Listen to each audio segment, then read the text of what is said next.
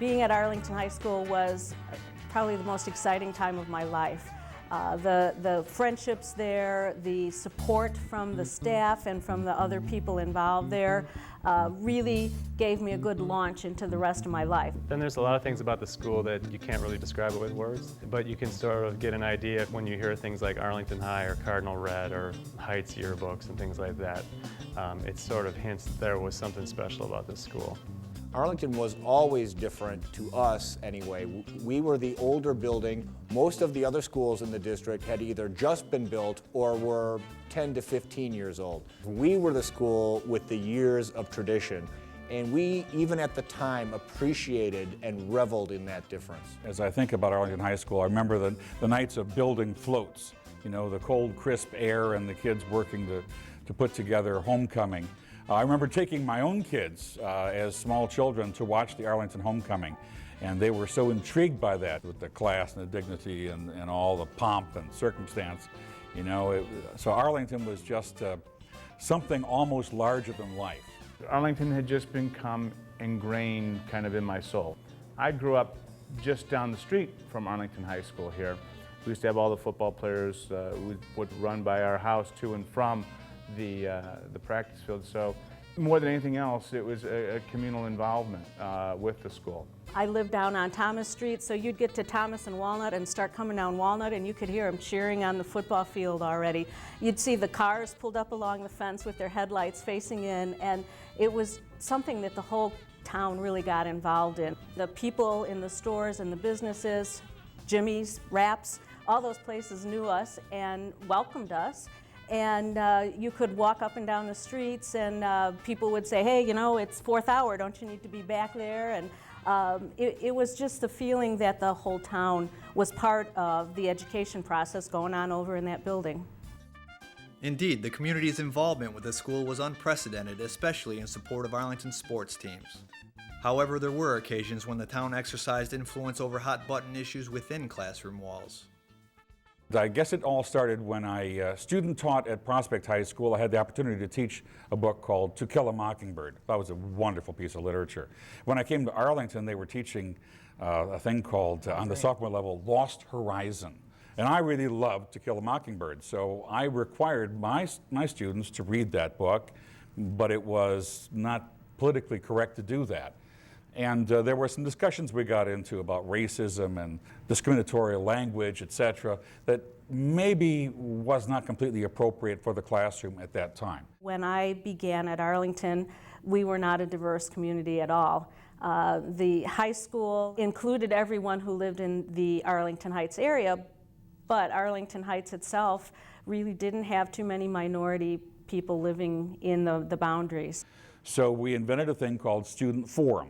And it provided an opportunity for students to discuss any issue that they wanted. You know, First Amendment rights applied, any issue you want, but after school and voluntarily. And so we invited in many different groups. I remember I had the SDS, the Students for Democratic Society, debating the John Birch Society. So super liberal versus super conservative. And we had a number of groups, and everything was fine until, until I had the Black Panthers lined up to come in. I thought, well, you know, they were controversial and they deserved some time as well. The kids had chosen to have them in. There was tremendous community backlash against having in the Black Panthers. And I was told by the principal that I would have to cancel that event.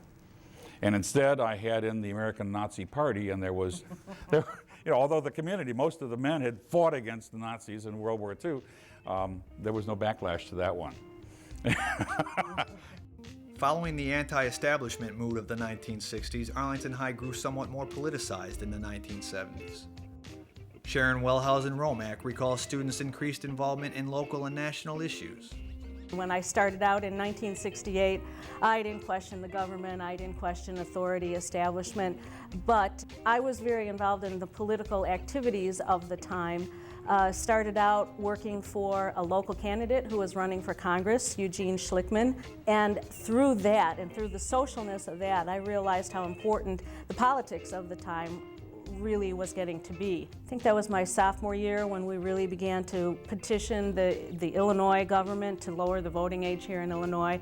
It was during the Vietnam War, and there were 18-year-olds being drafted, some that I knew out of Arlington High School, and yet we couldn't vote. We spoke to all kinds of boards and meetings and representatives and all of that, and as you all know, we can vote now at 18, so it was a hot topic at that point.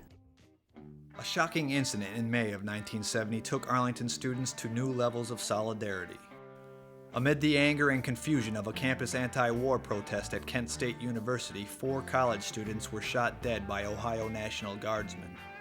Demonstrations were held across the nation's campuses, and the incident inspired a multitude of poems, editorials, and songs, most famously the single Ohio by Neil Young. Arlington students were similarly outraged. A dispute between some members of the Arlington faculty and the student body resulted in a tussle at the school flagpole. Our principal decided he would take a vote to decide whether we would lower the flag or not. Now, nationally, the rule about display of the flag is it's only to be lowered at half-staff or half-mast if it's declared a national emergency or a national day of mourning. But the principal thought perhaps we should let the students have a voice and decide what to do. And he had a vote, and the students overwhelmingly voted to lower the flag out of respect to the Kent State students who lost their lives. As I was leaving the office, one of the faculty members said, "What about the staff?" And of course the staff voted overwhelmingly against it. So it was quite a dilemma. So what do you do with the flag? So the principal went out and honored the students' wishes and lowered the flag. And one of our faculty members, a very conservative man, went out there and raised the flag back up. We kept it on the chalkboard. My room was top center in the courtyard overlooking the flagpole. And I think 36 times the flag went up and down. My room was 2 down from his, so my students saw the same thing. It was an interesting time.